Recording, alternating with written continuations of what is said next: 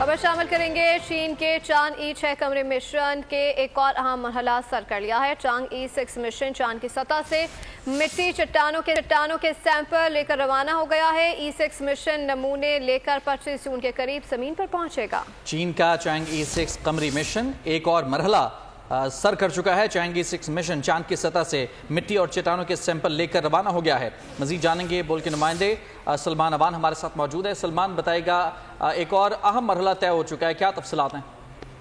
जी बिल्कुल, ये बहुत इंपॉर्टेंट या क्रूशल स्टेज थी इस मिशन की जो कि कामयाबी से सर कर ली गई है। और जब से ह्यूमन स्पेस एक्सप्लोरेशन हो रही है उसके इंपॉर्टेंट माइलस्टोन है जो कि आज के मिशन के अंदर हम कह सकते हैं कि अचीव किया गया है।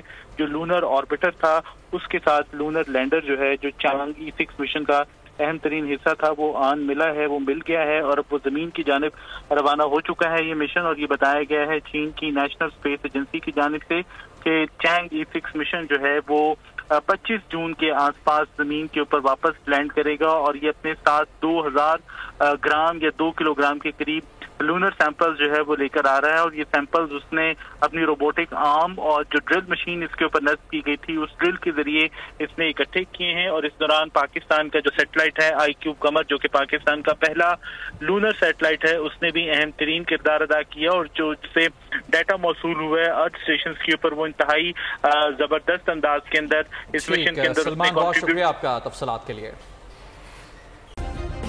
सब्सक्राइब करें और बेल दबाएं ताकि कोई खबर रह न जाए।